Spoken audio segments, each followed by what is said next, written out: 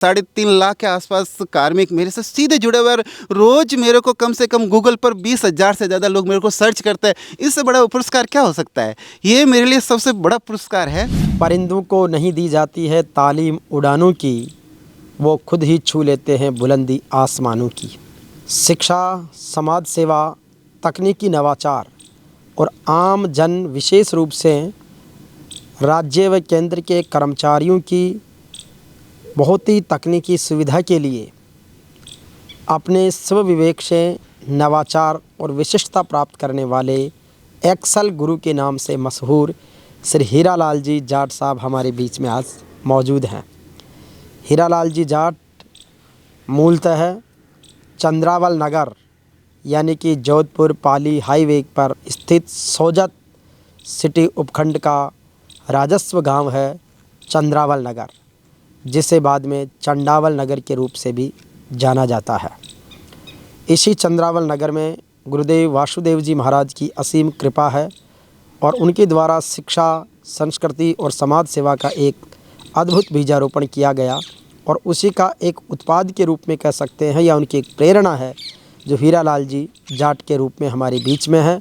आज गूगल पर लोग इन्हें सर्च करते हैं और इनके एक्सल मास्टरशिप को एप्रिशिएट करते हैं।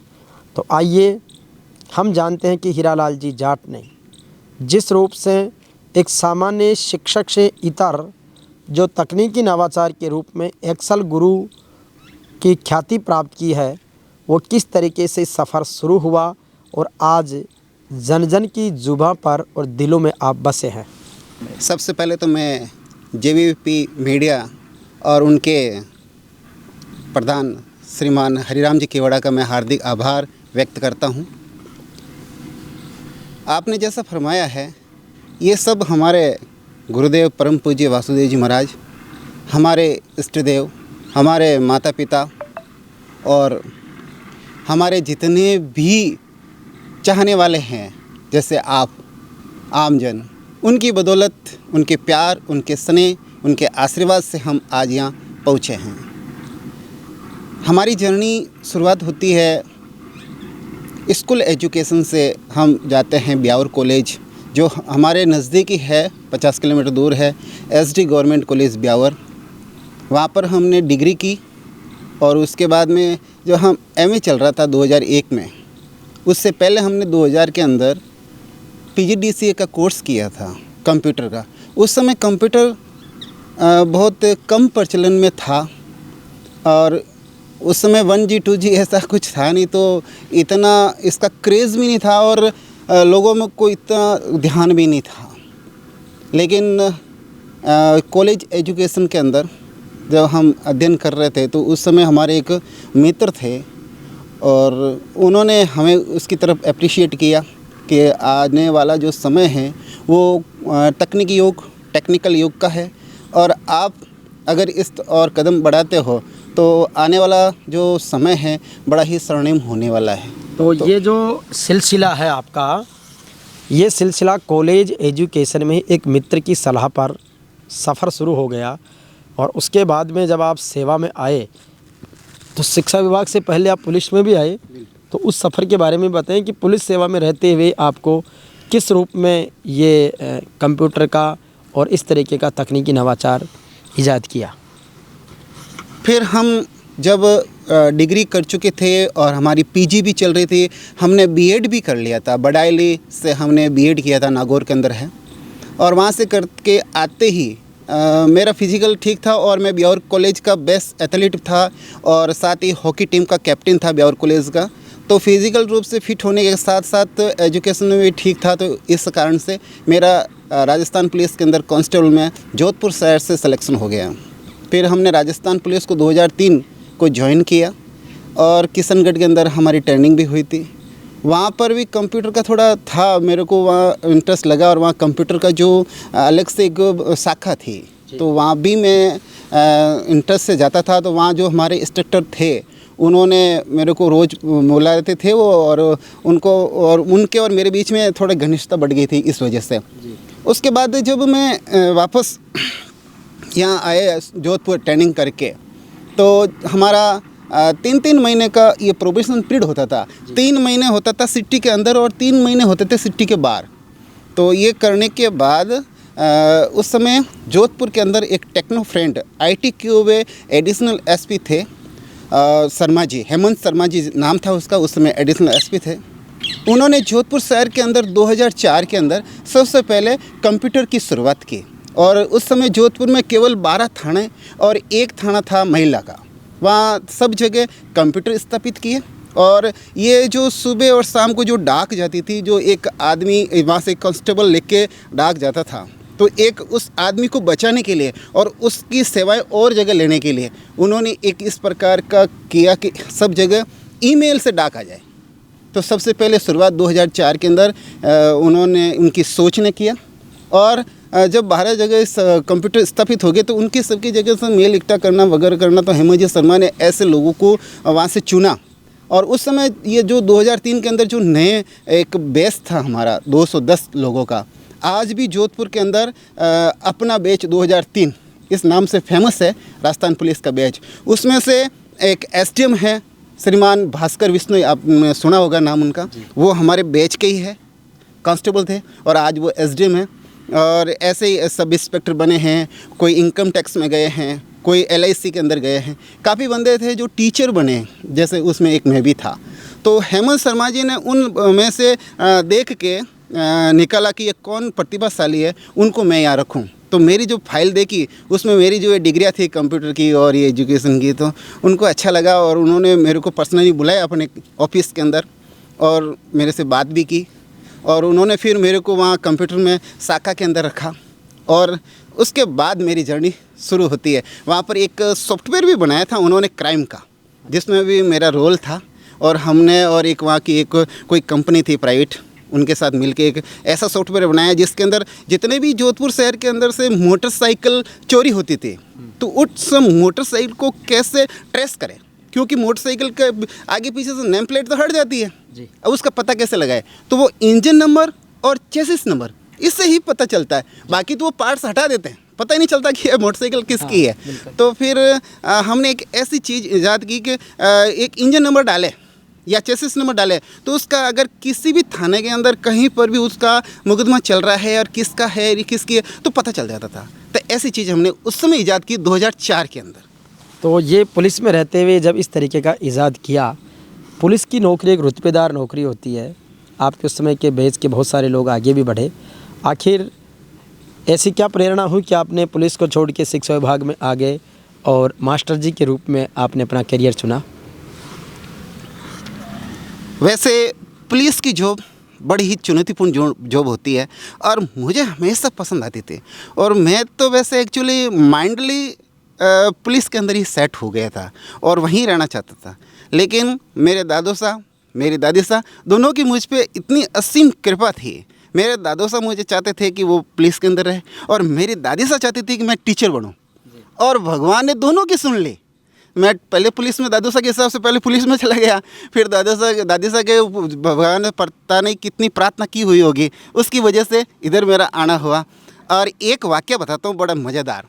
क्या हुआ, जब मैं ट्रेनिंग के अंदर था किशनगढ़, वहाँ से मैं ट्रेनिंग से छुट्टियाँ बहुत कम मिलती थी, ट्रेनिंग से मैं और भी कम मिलती है, तो मैं रात को एक GH बोलते हैं जो संडे की भी छुट्टी लेनी पड़ती है जिसको गवर्नमेंट हॉलीडे GH बोलते हैं वो, तो वहाँ से वो लेके आया, घर आया और उस ड्रेस के अंदर ही आया था मैं। तो पहली बार दादू साहब मेरे को ड्रेस के अंदर देखे तो इतने भावुक हो गए थे।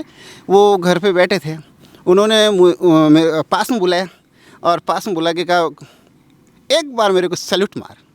मैंने उनके सामने एक जिस प्रकार एक सब इंस्पेक्टर से ऊपर की रैंक को जिस प्रकार हम एक सैल्यूट देते हैं, अपने ऊपर के अधिकारी को सैल्यूट देते हैं, उस प्रकार से ये ट्रेनिंग के अंदर तो सीख ही रहा था, तो एक ज़बरदस्त सैल्यूट लगाया। तो इतना भावुक हो गए उन्होंने, यक्का एक कभी इतना जोश नहीं आता है, ये कहा एक सैल्यूट और लगा, तो मैंने एक सैल्यूट और लगाया, 2 सैल्यूट लगाए, तो वो इतने भावुक हुए और उन्होंने फिर पास में आके मेरे को बाहों में भर लिया। उनकी आंखों में आंसू आ गए थे कि आज मेरा सपना पूरा हो गया कि मैं वो रुतबा देखना चाह रहा था। आज एक कलेक्टर जिस प्रकार SP और सब इंस्पेक्टर को और DYSP को और जिस प्रकार से सैल्यूट लगते मैं कभी देखता हूँ, तो मेरा भी एक सपना था कि मुझे भी मेरा बेटा इस प्रकार से सैल्यूट लगाए। तो मैंने वैसे सब इंस्पेक्टर की मेहनत की थी, इंटरव्यू तक गए थे, लेकिन अपने भाग्य में जो लिखा हुआ होता है वही मिलता है। तो कम से कम वर्दी पहनने का सपना मेरा कंप्लीट हो गया था और दादू सा का सपना कंप्लीट हो गया था। अब वो सपना था दादी सा का, तो हम फिर क्या बीएड तो कर रखी थी और 2004 के अंदर वसुंधरा राजे सिंधिया ने उस समय एक बहुत लॉट में एक भर्ती निकाली थी, तो उसमें हमारा उधर भी राजस्थान पुलिस में रहते हुए जिसमें टाइम नहीं मिलता है, उसके बावजूद भी हमने तैयारी जारी रखी। कौन सा बेस था आपका? 2004 का 2004 बैच के अंदर हम इधर राजस्थान पुलिस में रहते हुए एग्ज़ाम दिया था और 2005 में इसका रिजल्ट आया था, तो उसमें हम सेलेक्ट हो गए थे। और दादी सा चाह ही रहते मन से दिल से कि मेरा बेटा एक बार टीचर बन जाए, मास्टर बन। वो हमेशा जब मैं कॉलेज में पढ़ता था तो उस समय में मैं ट्यूशन कराता था बच्चों को, तो वो मुझे शुरू से मास्टर ही कहती थी। मैं बना नहीं था उससे पहले भी मास्टर, घर के अंदर मास्टर नाम से ही जानते थे। तो इस प्रकार से इधर आना हुआ। और शिक्षा विभाग वैसे एक सम्मानित, शिक्षक का पद एक सम्मानित पद होता है, समाज का एक दर्पण है। समाज के अंदर क्या क्या गतिविधि होती है पूरा अगर आपको कोई देखना हो दर्पण के रूप में तो एक शिक्षक होता है। और जैसे कितना भी बड़ा पद क्यों नहीं ले ले, आप तो राष्ट्रपति अपना देश का प्रथम नागरिक है, वो राष्ट्रपति भी एक शिक्षक के माध्यम से बन के वहाँ जाता है, प्यार वही करता है। तो एक इतना गौरवान्वित पद है। आज विदेशों के अंदर कई जगह देखोगे तो वहाँ शिक्षक इतना सम्मानित पद होता है। अब हिंदुस्तान में पता नहीं क्यों धीरे धीरे ये घट रहा है, ये तो आप लोग जानो, हम तो कैसे बता सकते हैं। तो लेकिन शिक्षक का पद सम्मानित है, इसीलिए मैं इस ओर डाइवर्ट हुआ। और हमारे उस समय सवाई सिंह गोदारा जो अभी डीआईजी है, उस समय वो एडिशनल एसपी थे, वो भी उन्होंने मुझे सलाह दी कि बेटा यहाँ कुछ नहीं है, चले जा। और उन्होंने ही उस समय परसाका माथुर एसपी थी हमारे जोधपुर की, और उन्होंने ही मेरे को सपोर्ट करके फिर परसाका माथुर से उसे मेरे को रिलीव करवाया था वहाँ से। बहुत मुश्किल से रिलीव होते थे पहले, बहुत कड़ी मेहनत लगी थी, जो कम से कम महीना 1.5 महीना लग गया मेरे को रिलीव होने में, चक्कर कटा के। लेकिन बड़े दिल से दुआ देता हूँ, मैं साधुवाद करता हूँ, धन्यवाद देता हूँ सवाई सिंह गोदारा का कि उन्होंने उस समय मेरे को इधर डाइवर्ट कर दिया और शिक्षा विभाग के अंदर आ गया। शिक्षा विभाग में आने के बाद आपका ये कंप्यूटर का जो शौक़ है वो बरकरार रहा, और ऐसी क्या आवश्यकता महसूस की कि आपने शिक्षा विभाग को फ्री ऑफ कॉस्ट बहुत सारे जो ऐप हैं, बहुत सारे जो सॉफ्टवेयर हैं, उनकी सेवाएं दी है। जनरली आज की तारीख में तो पैसा और फीस इतना मायने रखने लग गए कि हर व्यक्ति अपनी सर्विस प्रोवाइडर के नाते कुछ ना कुछ पैक लेता है या देता है। तो शिक्षा विभाग में आने के बाद आप एक शिक्षक के दायित्व के साथ इस टेक्निकल पार्ट को भी आगे बढ़ाया, और आज कितने विभागों को आप अपनी ये सेवाएं कुशलता के साथ और निःशुल्क रूप से दे रहे हैं? जब मैं 2006 के अंदर टीचर्स में आया था तो पहली बार मेरी पोस्टिंग एक ग्रामीण इलाके में। अब मैं 3-4 साल सेवाएं राजस्थान पुलिस के अंदर सिटी के अंदर जोधपुर शहर के अंदर दे चुका हूँ, और शहर से एकाएक में ग्रामीण में आया। और ग्रामीण में भी ऐसा छोटा सा गाँव था जहाँ पर किसी प्रकार की सुविधाएँ नहीं थी। आने जाने की बस का सवेरे एक बस जाती थी और एक आती शाम को, और इसके अलावा वहाँ लाइट की कोई सुविधा नहीं। इसके अलावा वहाँ पर इसको कोई प्रकार की और दूसरी सुविधा तो आप छोड़ो। उस समय आपको पता हो तो एक वो जियो का फ़ोन, टाटा का फ़ोन, फ्री से फ्री टाटा, वो एक वही फ़ोन चलता था, और उससे कोई बात हो जाती, टावर लग जाता तो लग जाता, तो वो हालत थी। और थोड़ा सा साल भर तो मेरे को इतना अजीब लगा कि मैं कहाँ आ गया। लेकिन वहाँ का जो जनसंख्या है पोटलिया गांव की, वो बहुत ही क्या कहे उसको, बहुत शालीन, बहुत ही अच्छी और सपोर्टेबल, बहुत अच्छी सपोर्ट करने वाली थी। उन्होंने मेरा सपोर्ट किया। 1 साल तो वो देखते हैं लोगों को कि बंदा आया है कैसा, और 1 साल उन्होंने जांचा परखा और पता लगा कि ये व्यक्ति वाकई में ठीक है, अपन गांव के लिए अच्छा है, तो उन्होंने फिर मेरे का सपोर्ट करना शुरू किया। और गांव के अंदर फिर डोनेशन से, भामाशाहों से एक कंप्यूटर लाया और कंप्यूटर लगाया। लाइट भी एक हमने ऐसे ही पोल करके लगाई, मतलब बड़ी मशक्क़त करके। और एक भामाशाह मिल गए थे, वो कोई बाहर बम्बई के अंदर रहते थे वहाँ के गांव के, तो उन्होंने हमें इन्वेटर दान दे दिया। उस समय बहुत बड़ी बात होती थी, 2007-8 के अंदर इन्वेटर बहुत बड़ी चीज़ होती थी, तो वो हमारे वहाँ लगा दिया। कंप्यूटर लाइट भी चले जाए, क्योंकि लाइट गाँव के अंदर इतनी आती थी उस समय जी। वो हमारे जो सोजत खंड है, उस सोजत खंड का अंतिम छोर, पोटलिया नाम है उस गांव का, वह अंतिम छोर था, तो वहाँ सुविधाएं नहीं पहुँच पाती थी। तो वहाँ पर फिर हमने इस प्रकार के भाई मैंने देखा 1-2 साल तो कि भाई यहाँ क्या सिस्टम है। भाई वहाँ अलग सिस्टम था, वहाँ का जो प्रशासन अलग टाइप का चलता है, डाके अलग तरह की चलती है, और यहाँ की देखा फिर कि 1 साल में यहाँ क्या क्या सिस्टम है। फिर हमें लगा कि यार ये जो चीज़ें हैं, ये बंदे सुबह से लगते हैं शाम तक उसको डाक बनाने में परेशान हो जाते हैं। अपन ऐसा क्यों नहीं ईजाद करें कि इनको बार बार कॉपी नहीं करने पड़े। पहले कार्बन कॉपी करते थे, ये लिखता था, नीचे कार्बन डालता था, अगर ज़्यादा कॉपियाँ करनी होती तो 4-4 कार्बन डालते थे, फिर भी नहीं होता तो 2-2 बार लिखना पड़ता था। ये देखो मेरे को अजीब लगा यार कि ये ऐसा क्यों होता है। अपन तो एक खटके के अंदर 10 निकाल देते, 20 कॉपी 50 कॉपी अपन चाहिए तो कॉपी निकाल दें। ये बंदे कितने परेशान हो रहे हैं। तो फिर ना हमने जो डाक आती थी उस डाक को मैंने वापस प्रिंट कर वहाँ पर टाइप करके अलग से फॉर्मेट बनाता था और उसके अंदर डाक बना के सोजित हमारे जो बी ऑफिस होता था वहाँ पर ही कंप्यूटर थे उसमें, और कहीं थे ही नहीं। और जब हमारे यहाँ से वो पहली बार डाक बन के गई और एक व्यवस्थित तरीके से, तो बड़ा ही आश्चर्य हुआ। और उस समय प्रत्युष सिंह जी वगैरह ये भी थे वहाँ उस समय, और उसके बाद में चंपालाल जी आए, फिर चुनाराम जी आए। उन्होंने मेरे को मोटिवेट भी किया बहुत कि यार बहुत अच्छा शानदार। और लेकिन मेरी जो जर्नी जो वाकई में शुरू होनी है जब से 2010-11 में व्हाट्सएप आया और ये सोशल मीडिया जो भी है जितने भी प्लेटफॉर्म हैं, वहाँ से फिर पूरे राजस्थान के अंदर फैले। पहले तो क्या कि हमारे ब्लॉक के अंदर तो फेमस थे, लेकिन बाहर जाने का कोई मतलब प्लेटफॉर्म नहीं मिलता ना। बाहर कैसे बताएं, बताने के लिए कोई ना कोई प्लेटफॉर्म चाहिए। तो ये मैं इन सोशल मीडिया का आभारी भी हूँ। कई लोग इसको बुरा मानते हैं, लेकिन मैं तो इसको अच्छा मानता हूँ कि ये लोगों तक एक पहुँच बनाते हैं। तो फिर वहाँ से जर्नी 11-12 से पूरे राजस्थान की ओर निकली और एक साल आया 2016-17 जिसके अंदर हमारा ये 6ठे वेतन आयोग से 7वें वेतन आयोग के अंदर हमारा जो वेतन आयोग लगना था। उस समय मैंने एक ऐसी एक्सेल शीट तैयार की कि पूरे राजस्थान के अंदर जितने भी कार्मिक हैं उसका जो फिक्सेशन करना होता है कि इस वेतन से इस वेतन के अंदर इतनी माथापच्ची थी। हमने एक ऐसा सॉफ्टवेयर तैयार किया कि उसके अंदर आपके पिछले जो वेतन आयोग है उसका जो बेसिक लास्ट बेस आपका वेतन है वो लिखते ही अगले जो वेतन आयोग के अंदर कन्वर्ट होके आपका क्या निकलना, टोटल चीज़ हाथों हाथ तैयार। तो लोगों को बड़ा पसंद आया और पूरे राजस्थान के अंदर उस चीज़ से मैं एकदम फेमस हुआ धीरे धीरे। लेकिन एक यकाएक जो फेमस होता है ना वो ज़्यादा चलता नहीं है। हमारी जर्नी धीरे धीरे धीरे ये सतत 20 सालों का हमारा प्रयास है, तब यहाँ तक पहुँचे। तो जब 2016 में एक नया इनोवेशन आपने किया, उसको सबने अप्रिशिएट किया, उसके बाद से लगातार पहला वो शिक्षा विभाग का आपका प्रयोग था। शिक्षा विभाग के बाद फिर आपने अन्य कार्मिकों के लिए भी कुछ प्रयास किए। उसके बाद सरकार ने, समाज ने आपको अप्रिशिएट किया होगा। जिस तरीके से फिर सम्मान पुरस्कार वगैरह हुए तो और मोटिवेट हुए होंगे। तो वो सफ़र कैसा रहा अलग अलग एक शिक्षा विभाग से निकलकर अन्य लोगों के लिए? फिर हमें क्या लगा कि जैसे हम 2010 के अंदर वगैरह देखते थे तो हमारे जो साथी कार्मिक होते थे वो इनकम टैक्स गणना यही 17 दिसंबर जनवरी इसमें आयकर साल भर का उनको भर के गणना पत्र देना पड़ता है।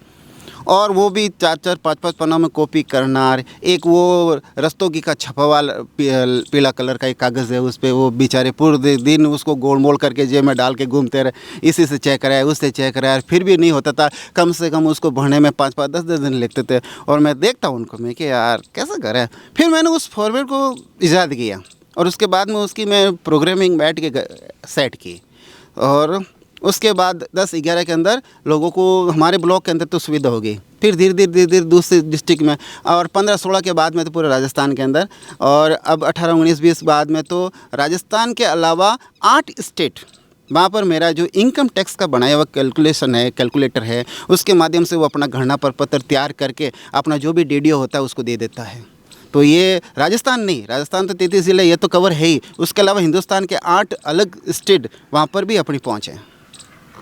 अच्छा, इस एक्सेल जो सॉफ्टवेयर है इसके माध्यम से आपने सबका काम बहुत आसान और सुगम कर दिया है। कई बार आपको ऐसी योग्यताओं का पता लगने के बाद में बहुत सारी कंपनियों ने, बहुत सारी इंस्टीट्यूट्स ने कभी ऑफ़र भी किया बड़े पैकेज पर कि आप हमारे यहाँ पर आइए और इस काम को संभालिए। हाँ बिल्कुल, काफ़ी लोग मेरे को अप्रिशिएट करते हैं और अपने यहाँ बुलाने के लिए कोशिश करते हैं, लेकिन उनको जब पता चलता है कि ये तो गवर्नमेंट जॉब में है ना, तो ये हमारी जो सरकारी सेवाएं होती है उसकी बाउंड्रेशन होती है। हम हमारी सरकार की इजाज़त के बगैर हम ऐसा कुछ नहीं कर सकते हैं, तो हमने कभी उनका ऑफर स्वीकार नहीं किया। और एक बात और आपको बता दूं कि मैंने जो भी काम किया आज तक मैंने 200-250 इस प्रकार के एक्सेल एप्लीकेशन बना के लोगों की सेवा में सादर प्रस्तुत किया है, और वो बिल्कुल निःशुल्क है, उसकी कोई कीमत नहीं है। हमने कि हमारे जो गुरुदेव है, उन गुरुदेव परम पूज्य वासुदेव जी महाराज, जिसको मैं नमन करता हूँ। और मेरी हर एक्सेल सीट के अंदर उनका ही लोगो रहता है, वही मेरा लोगो है। अगर एक्सेल सीट पे अगर मेरे परम पूज्य गुरुदेव वासुदेव जी महाराज का फ़ोटो लगा हुआ है, इसका मतलब वो सीट मेरी है ना। तो वो ही उनका आशीर्वाद है। और उन्होंने कहा कि कभी भी जो सेवा दे रहा है तो स्वार्थवश मत देना, या किसी मतलब जैसे आगे भविष्य में मुझे ये प्राप्त कर लूँगा और ये मेरे को इससे प्राप्त हो जाएगा, ज्ञान हो जाएगा, वो करके नहीं। निस्वार्थ करो तो अपना आप मिलेगा, रास्ता अपना ईश्वर को आपके लिए तैयार करेगा। तो ऐसे ही करता रहा। और इसके अलावा फिर हमने ये जो रिजल्ट सीटें हैं स्कूल के अंदर, तो रिजल्ट बनाना, इसके लिए भी हमने शुरुआत तो काफ़ी समय से पहले से कर दी। लेकिन 2020 के अंदर एक बड़ा सुनहरा अवसर, जो हमारे एजुकेशन विभाग का जो साला दर्पण पोर्टल है, पूरे राजस्थान का हमारे शिक्षा विभाग का एकमात्र पोर्टल, जो सबसे बड़ा दूसरे डिपार्टमेंट से भी बड़ा है, अन्य विभागों से। उस पोर्टल पर जो 9th और 11th इन दो का जो रिजल्ट तैयार होता है, वो मेरी एक्सेल सीट के माध्यम से होता है। मैं मेरे शब्द नहीं कहूँगा, वो हमारी एक्सेल सीट के माध्यम से होता है। तो उससे बड़ा गौरवान्वित महसूस हुआ कि पूरा राजस्थान में जितने भी सरकारी विद्यालय थे और जितने ही प्राइवेट विद्यालय, उन सारे कक्षा 9 और 11 के लिए जो रिजल्ट तैयार हुए, वो सब हमारी सीट के हुए। और अभी भी आज भी वही है। और इसके अलावा जो प्राइवेट स्कूल है, वो तो पिछले साल भी हमने 1 to 11th वहाँ टोटल सब के लिए एक्सेल सीटें बना रखी है। इसके अलावा ये मिड डे मील चलता है, इसमें लोग इतने परेशान होते हैं भाई साहब कि वो पढ़ाए, कि उनका पोशाक तैयार करे, फिर उसकी कैलकुलेशन गणना तैयार करे, क्या करे। तो उनके लिए भी इतना अच्छा एप्लीकेशन बना रखा है कि आप जैसे आज इतने विद्यार्थी आए, उनकी संख्या लिख दो आप तो, और पूरा आपका वो एप्लीकेशन पूरी गणना कर देगा कि कितना क्या गेहूँ कितना बना, कितने मतलब आज कितना चावल बनना था तो चावल बन जाएगा, गेहूँ बनना आटा से जो भी रोटियां बननी है, कुछ भी बनना है, वो सब मेन्यू के अनुसार वो सब सेट हो जाएगा और महीने के अंत में पूरी डाक तैयार हो जाएगी। ऐसा हमने एक तैयार करके दे दिया। और इसके अलावा दूसरे तो पता नहीं, मैंने 200 कह रहा हूँ 250 के अलावा एक्स्ट्रा मैंने इसमें एप्लीकेशन बनाए हैं। तो अब तक 250 एप्लीकेशंस के माध्यम से आप बहुत सारे कार्मिकों को और आम जन को लाभान्वित कर चुके हैं। सरकार ने का दायित्व है कि ऐसे जो उत्साही और इनोवेटिव आइडियाज़ के पर्सन होते हैं, उनको सम्मान किया जाए। तो आपका ब्लॉक, ज़िला, राज्य, राष्ट्रपति किस रूप में विभाग की तरफ से रिकॉग्नाइजेशन और रिवॉर्ड किया गया है? मुझे बड़ा हर्ष होता है कि राजस्थान के जितने भी शिक्षक हैं और दूसरे डिपार्टमेंट के, जैसे राजस्थान पुलिस के लिए भी मैं इनकम टैक्स की सीटें तैयार करता हूँ, और भी जैसे मैं एरियर कैलकुलेशन की सीटें तैयार करता हूँ, और ये जो स्वास्थ्य विभाग है, हेल्थ डिपार्टमेंट, इसके लिए भी तैयार करता हूँ। इसके अलावा दूसरी स्टेट के लिए भी तैयार करता हूँ। तो इतने लोग मुझे जानते हैं, तो ये मेरे सबसे बड़ा मेरा पुरस्कार है। आज राजस्थान के अंदर लगभग 3.5 लाख के आसपास कार्मिक मेरे से सीधे जुड़े हुए, और रोज़ मेरे को कम से कम गूगल पर 20,000 से ज़्यादा लोग मेरे को सर्च करते हैं। इससे बड़ा पुरस्कार क्या हो सकता है? ये मेरे लिए सबसे बड़ा पुरस्कार है। और इसके अलावा आपको बताना नहीं चाहूँगा, एक वाक़या हुआ था 2012-13 के आसपास मेरे साथ।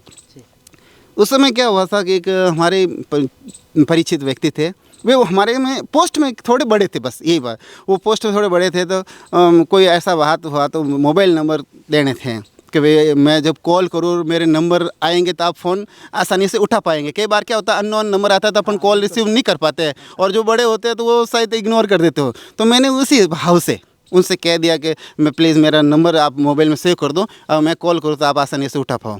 तो उन्होंने ऐसे ही कहा कि यार, मतलब जैसे अब क्या ना, इग्नोर टाइप करते हुए कि मेरे मोबाइल के अंदर स्पेस नहीं है, जगह नहीं है यार, कहाँ सेव करे, कागज़ पे लिख के दे दे यार। तो उस दिन मैंने गांठ बांध ली। अब देखो तेजस्वी जी महाराज के भक्त हैं तो वो पता ही आपको, वो जोश आ जाता है। हाँ, वो निकल गया, और मेरे मुंह से निकल गया कि एक दिन तू मोबाइल में नहीं, मेरे को गूगल पे सर्च करेगा। और बंदा वो आज गूगल पे सर्च करता है। तो निश्चित रूप से जिन्हें गूगल पर रोज़ 20,000 लोग सर्च करते हैं, बहुत बड़ी है। लाखों लोग जिनके एप्लीकेशन सॉफ्टवेयर का उपयोग करते हैं, तो ये बहुत बड़ी बात है। और वैसे बड़ा आश्चर्यजनक है कि सरकार ने अभी तक केवल ब्लॉक स्तर पे इनको सम्मानित किया है। जिला स्तर, राज्य स्तर और राष्ट्रपति पुरस्कार के लिए आप बहुत ही योग्य हैं। लेकिन सरकारों का अपना सिस्टम है, बहुत सारी चीज़ें कई बार ध्यान में नहीं रहती है, या फाइलें आगे नहीं बढ़ पाती है। और इन्होंने भी कभी ऐसा प्रयास किया नहीं कि मुझे कोई पुरस्कार मिले। काम कर नेकी में, नेकी कर कोई में डाल वाली बात है। तो निस्वार्थ भाव से निःशुल्क इतने इनोवेशंस का इजाद करना, 250 से ज़्यादा एप्लीकेशन और सॉफ्टवेयर ईजाद करके सेवा में लोगों के लिए दे देना, ये बहुत बड़ी सेवा है। इसका पुरस्कार के दृष्टि से देखें तो ये अपने आप में बहुत बहुमूल्य है और निश्चित रूप से यह ग्लोबल एक्सीलेंस अवार्ड के योग्य हैं, जो निश्चित रूप से वर्ल्ड क्लास लेवल का एक पुरस्कार हो सकता है। साथ ही अब आगे आपका जिस तरीके से क्या प्लान है कि इस मिशन को आप जारी रखेंगे या इसमें और कोई नया इनोवेशंस आप करेंगे? हमारा जैसे ही विभाग के अंदर कोई नई चीज़ आती है तो हम उसका आइडिया लेते हैं। आइडिया लेने के बाद सोचते हैं कि इस चीज़ को कैसे करें। जैसे एक कोई मकान बनाते हैं तो पहले उसका नक्शा तैयार होता है, नक्शा के बाद में उसकी प्लानिंग होती है, आधारशिला होती है, ग्राउंड फ्लोर बनता है, फिर आपको जो नज़र आता है वो कंगोरा नज़र आता है। तो हमारी ये पूरी मेहनत होती है। आपके पास जो एप्लीकेशन बन के आती है वो तो कंगूरा है, उसके पीछे जो होता है ना वो हम ही जानते हैं कि उसको कितनी मेहनत लगती है। आपको तो एक वो कुछ डाटे डाले, इनपुट आपने इनपुट दिया और आपको आउटपुट मिला, लेकिन उसको आउटपुट देने के लिए जो चीज़ें हम ईजाद करते हैं तो वो वही दरअसल पर हमें बहुत चीज़ें सोचनी पड़ती हैं, फिर उसको तैयार करते हैं। और विभाग के माध्यम से कभी नए प्रोग्राम आते हैं तो उस प्रोग्राम को इजी गोइंग कैसे करें। सबसे बड़ा काम यही रहता है कि आज के समय में आधुनिक आदमियों के पास टाइम नहीं है और अब शिक्षक के पास इतना बोझ हो गया है कि वो क्लास के अंदर जाके पढ़ाए या इतने सारे जो नए नए इनोवेशन हो रहे हैं और नई नई चीज़ें और नए नए प्रयोग शिक्षा विभाग में हो रहे हैं तो उनसे वो मतलब उनको पार करते हुए, है ना, उसके वे हडल्स ही है, उनको पार करते हुए फिर वहाँ तक क्लास में वो कैसे पहुँचे।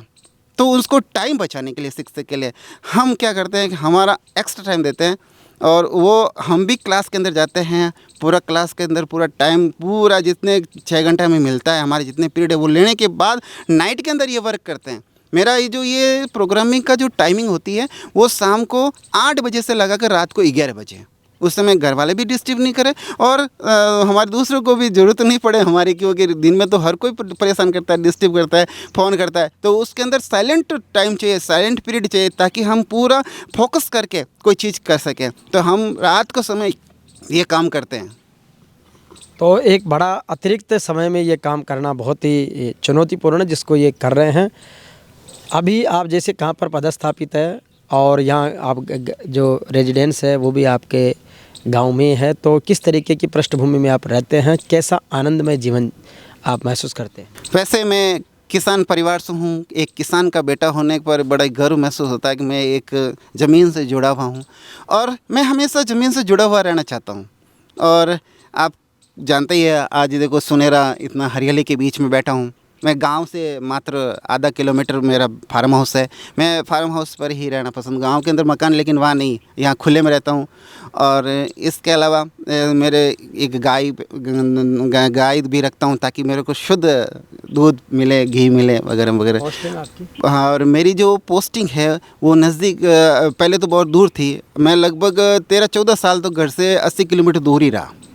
अभी पिछले कोरोना टाइम में मेरा यहाँ महात्मा गांधी के अंदर इंटरव्यू बेस हुआ, वो भी मेरी मेहनत से आया। मेरे को कहीं से कहीं सपोर्ट नहीं मिला कि मेरा कोई ट्रांसफ़र हो जाए। ट्रांसफ़र के लिए मैंने खूब ट्राई की लेकिन मेरा कभी ट्रांसफ़र नहीं हुआ। वो तो भला हो हमारी कोई अधिकारी होगा। और जब इंटरव्यू दिया और हमारी मेहनत से हम इंटरव्यू क्लियर करके महात्मा गांधी इंग्लिश मीडियम बर वहाँ हमारी पोस्टिंग हुई और आज भी वहाँ पदस्थापित है और बड़े अच्छे से। और मेरा रिजल्ट भी, मैं 5 साल हो गए मेरे को सेकंड ग्रेड के अंदर और 5 साल लगातार से मेरा 10वीं का रिजल्ट इंग्लिश के अंदर 100% है। तो 100% परिणाम देने का ये जज्बा भी आपका बहुत कमाल का है। अब आपको इनके घर पे हम आए हैं चंद्रावल में, तो घर का दृश्य आपको दिखाते कितने डाउन टू अर्थ आदमी हैं। सबसे पहले तो आप जब एंट्री करोगे गेट की तरफ, चंडाउल से जैसे हम निकलेंगे तो चंडाउल से मात्र 700 मीटर की दूरी पर अपना फार्म हाउस है। और जैसे ही आप प्रवेश करेंगे तो ये आपको नज़र आएगा हमारा छोटी सी कुटिया। और इस कुटिया के अंदर हमारी फैमिली है जिसमें मेरे फादर मदर है और मेरे बच्चा है, एक बच्ची है और मिसेज, और साथ में मेरे भाई है, वो बाहर बेंगलोर रहता है तो उसकी एक गुड़िया है, बच्ची है, वो भी हमारे साथ रहती है यहाँ। ये हमारे रहने का एक कुटिया है। और इधर जो बना हुआ है वो हमारे पशुओं के लिए है, आपको वो भी दिखा देते हैं। हमें हमेशा गायों को रखना पसंद करता हूँ, भैंस नहीं रखता हूँ। तो मेरे ये 3 गायें हैं और इनकी सेवा करता हूँ और इनका दूध भी मैं ही निकालता हूँ। ये आपको बताना चाह रहा था मैं। और मेरी गायों के लिए भी एक अच्छे से व्यवस्था कर रखी है कि वो सही से रहे। और सर्दी का मौसम है तो उनके लिए पूरा प्रबंध कर रखा है कि सर्दी के अंदर भी हमारी गायें अच्छे से रहे। इधर हमारे जो बिच्छे हैं वो है, पानी के लिए कुंडी बना रखी है उनके लिए, और चारे के लिए इधर ये बना रखा है। और इधर ये भैंसों के लिए पूरा अच्छे से प्रबंध है। गर्मियों में गर्मी नहीं लगे इसके लिए पंखे लगा रखे हैं। ये है घर। अब आपको एक ऐसी कुटिया दिखाऊंगा जहाँ पर 1978 के अंदर मेरा जन्म हुआ था। उसको मैं एक धरोहर के रूप में आज भी रखा हूँ, उसको हटा नहीं पाऊँगा और नहीं हटा पाऊँ क्योंकि ये मेरे दिल से जुड़ी हुई है। ये एक छोटी सी कुटिया आपको नज़र आ रही होगी। इसके अंदर जब हमारा पहली बार यहाँ आना हुआ, पहले हम दूसरी जगह रहते थे, गांव के अंदर रहते थे, फिर यहाँ हमारा बसर हुआ था। तो सबसे पहले हमारे दादो सा ने यहाँ पर एक छोटी सी कुटिया बनाई थी और इसमें ही मेरा जन्म हुआ था। उसके बाद ये एक भवन है, ये 84 के अंदर बना, ये 84 के अंदर। उसके बाद हमें पढ़ाई वगैरह जो भी हमने किया, मेरी शादी तक यही था। और इधर आप देखोगे ये हमारे ओपन वेल है और सामने वो बिजली के लिए वो एक छोटी सी कोटर बना रखी है। इधर आप देखोगे तो हमारे शुद्ध पौष्टिक सब्जियां हैं घर पर ही, जैसे धाना है, पालक है, बैंगन है, टमाटर है और गोभी है। उसके अलावा चुकंदर है, शलजम है और गाजरें आपको नज़र आ रही होगी। ये सब हम करते ताकि हम बाज़ार का थैले से लाना पसंद नहीं है, घर पर ही है। गाय भी रखते हैं, दूध घर का, घी छाछ घर का। और इधर आप देखोगे गेहूँ हमने कर रखे हैं, आपको भी। अब आप यहाँ देखेंगे इधर हमारे ये गाय भैंस के लिए चारा है, ये गायों के लिए चारा की व्यवस्था कर रखी है।